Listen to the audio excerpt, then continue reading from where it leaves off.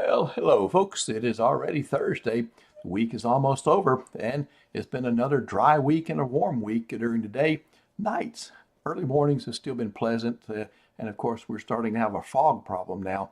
So let's check the 7-day forecast out, and we'll check that out here in a few minutes. It's 84 out at Rapides Regional. We have a dew point of 57, so that's just a little bit of moisture in the air. Let's go down to Stellies and get to something good to eat. It's 82, dew point in the upper 50s likewise. There you see a clear sky for the day. That's been the rule lately.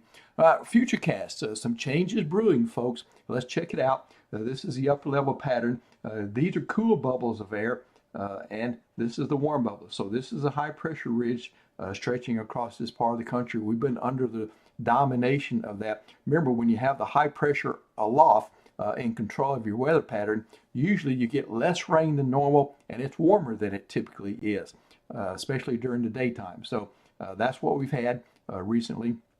Large swings in temperature from the morning low to the afternoon high. And so that feature has been under control of things.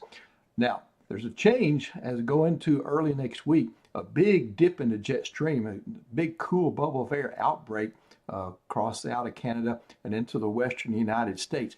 That is how we get rainfall this time of year. Remember, the weather patterns are now changing where we're getting the weather from the west now. We get a lot of weather from the east during the tropical season. So that's going to be shut off, at least for now, as this particular system is going to rule the roost. But look what happens to it as it meets this ridge. There's going to be a battle between this big trough and this big ridge. And I'll put this in motion. Here it goes. And you can see what happened to it. It didn't come into our area. That's how we get rain, is if instead they go to the north, they miss us.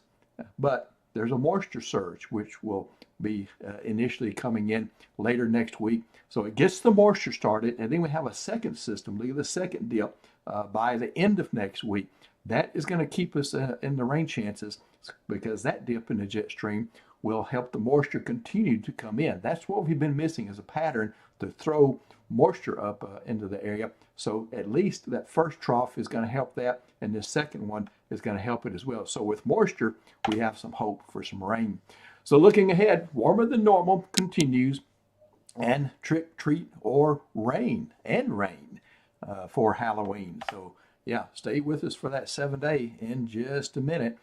Right now, we see features across the area. Here's that first system that should have brought us a little rain. It's been shunted to the north. High pressure beat it and pushed it to the north, but there's more energy out west off the west coast, and a little bit of action there across areas east of LA. And for us, though, not much happening as far as the features. The ridge is still in control of things. So let's go into the planner for the next couple of days. I think the only eventful weather we will have will be some fog. Chance that we're going to have a fog problem next couple of mornings, tomorrow morning and Saturday morning. So Friday morning, folks are going to be out going back to work and school. It's going to affect your morning commute.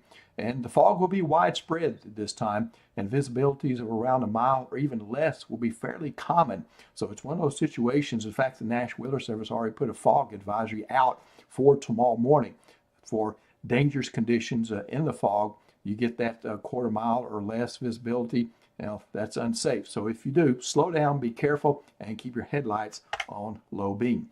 No issues for Friday evening football. That fog will lift by mid-morning, and by 7 o'clock Friday evening, a beautiful evening for football. But then we're back to the fog Saturday morning if you're out early for hunters and fishermen. So you're going to have to deal with the fog if you're going to be out trying to hunt or something like that. Might want to wait till after 10 o'clock when it lifts pretty well.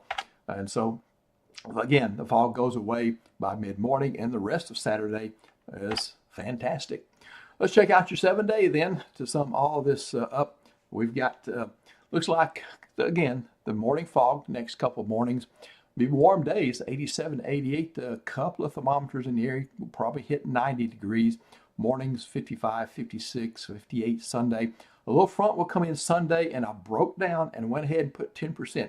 There's enough of the models that are saying that there could be some sprinkles or showers with that front. There will be a little modest increase in the moisture that day with the front, So I always respect front. So I'm going to throw 10% in, mainly to the north and west of central of Alexandria Pineville Metro. Though Monday, behind that front, one clear day for us. You see very little change in temperature with that. Yeah, it's a weak front.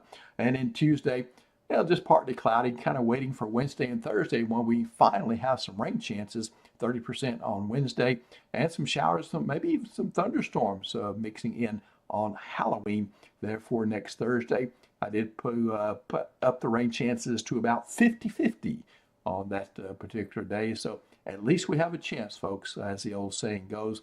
And Nick Mikios will update you in the morning, and I'll see you again tomorrow evening about this time. Take care and have a fantastic